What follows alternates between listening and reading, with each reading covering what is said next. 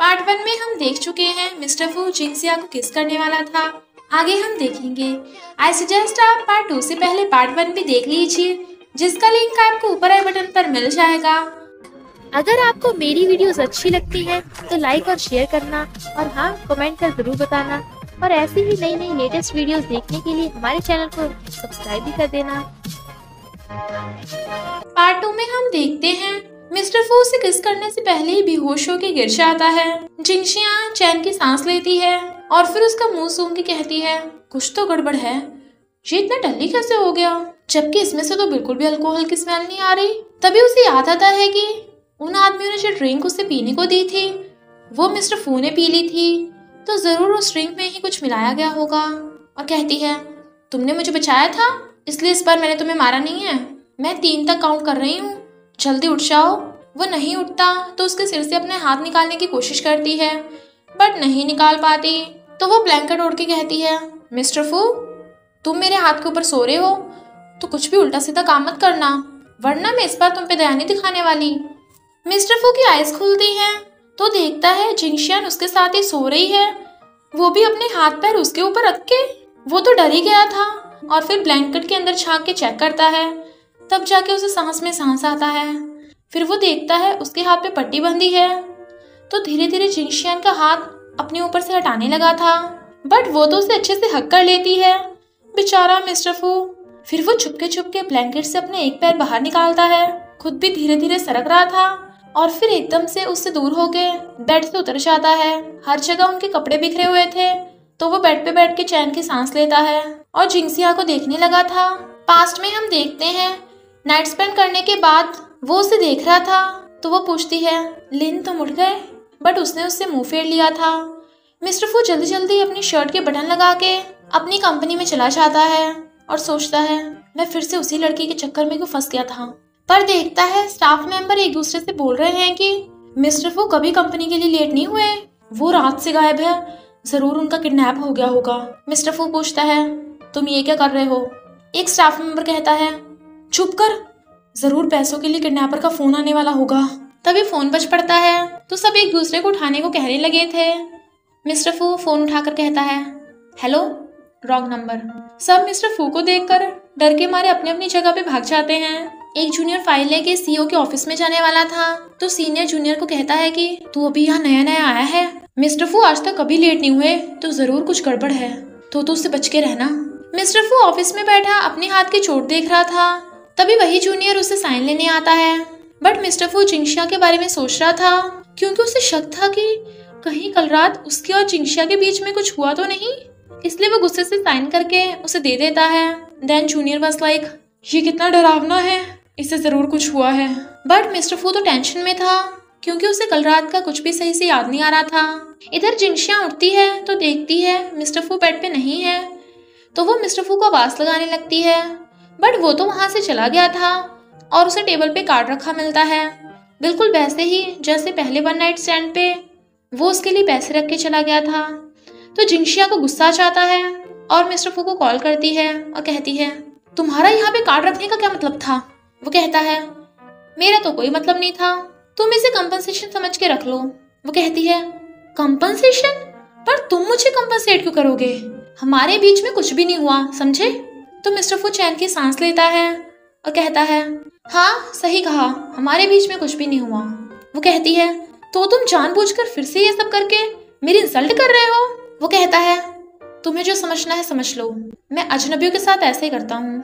जिंगसिया को गुस्सा आ रहा था, बट वो खुद पे कंट्रोल कर रही थी। तभी उसे जियान का फोन आता है, जो उसे बताता है कि जल्दी से होटल में आ जा, डैड मिस्टर फू से घुटने टेक कर माफी मांगने जा रहे हैं। वो हैरान और फिर जल्दी से होटल आती है। बेचारे जियान ने अंकल को रूम में लॉक कर रखा था, ताकि वो मिस्टर फू से माफी मांगने ना जा पाए। तभी जियांशी आ जाती है, तो जियान डैड से डर के उसके पीछे छुप जाता है, बट डैड तो जियान को मारने वाले थे। होटल का पूरा स्टाफ उन्हें देख रहा था, तो वो अपने थपड़े से हाय हेलो करने लगे थे। जिंगसिया ने अंदर चलने को कहती है, बट अंकल का गुस्सा अभी भी ठंडा नहीं हुआ था, तो जिंगसिया अंकल को पकड़ के बॉस की सीट पे बिठा देती है और जियान उनके कंधे पे मसाज करने लगा था, ताकि अंकल को इम्प्रेस कर सके। जिंगसिया कहती है, अंकल जब आप इस सीट पे बैठते हो ना, तो बिल्कुल बॉस ही लगते हो, अगर मुझे किसी दिन होटल छोड़ के जाना होगा तो मैं आपके भरोसे जा सकती हूँ। अंकल कहते हैं, सच में? चलो अब मुझे मिस्टर फू के पास जाना होगा। वो कहती है, मिस्टर फू? बिल्कुल नहीं। मेरा मतलब अंकल आप तो उस पर केस करने को बोल रहे थे ना? अंकल कहते हैं, हाँ पर अब नहीं। मैंने पता किया है कि वो मिस्टर फू बड़ा खतरनाक है, मुझे जेल भिजवा देगा।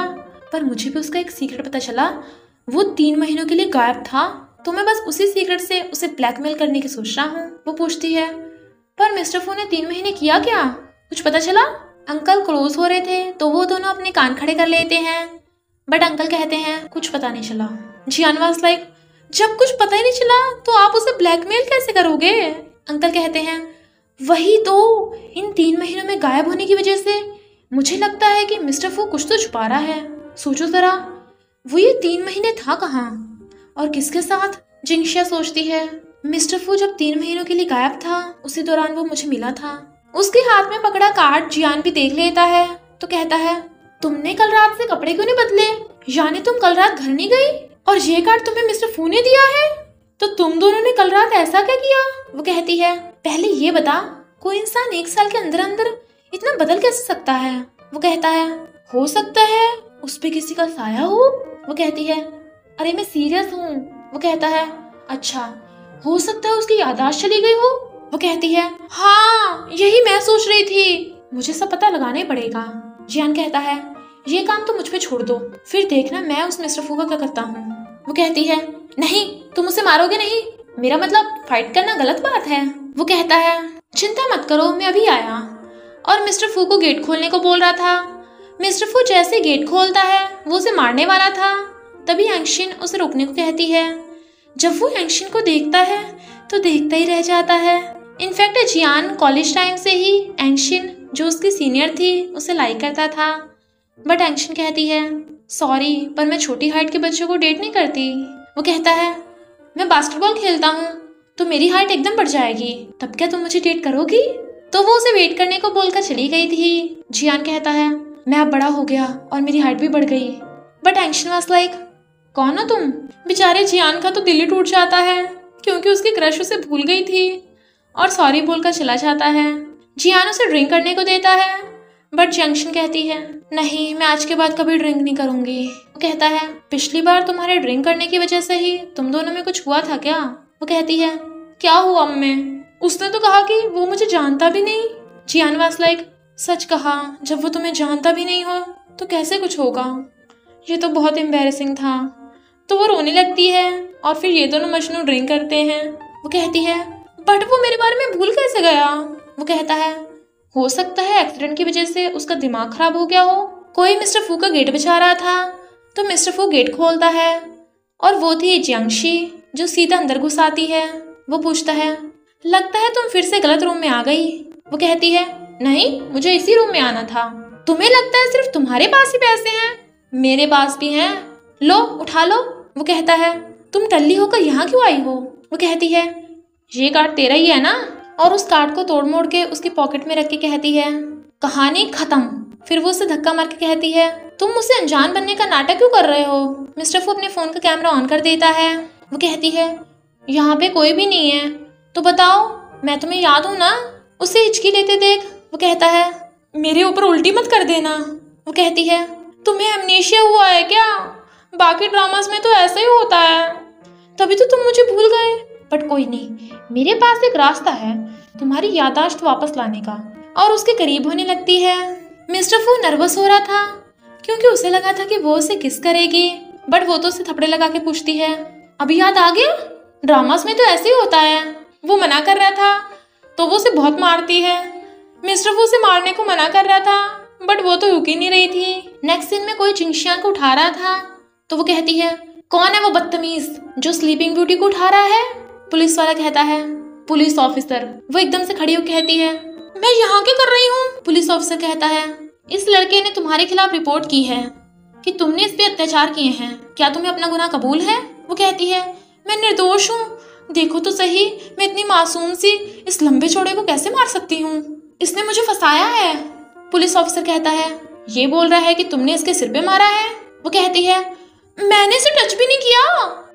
हो सकता है थोड़ा बहुत हो गया हो, तभी मिस्टर फू फोन वाला वीडियो दिखाता है जिसमें वो उसे दे दनादन मार रही थी। पुलिस वाला उसे देख रहा था तो वो कहती है, मैंने इसे इसलिए मारा था ताकि इसकी याददाश्त वापस आ जाए।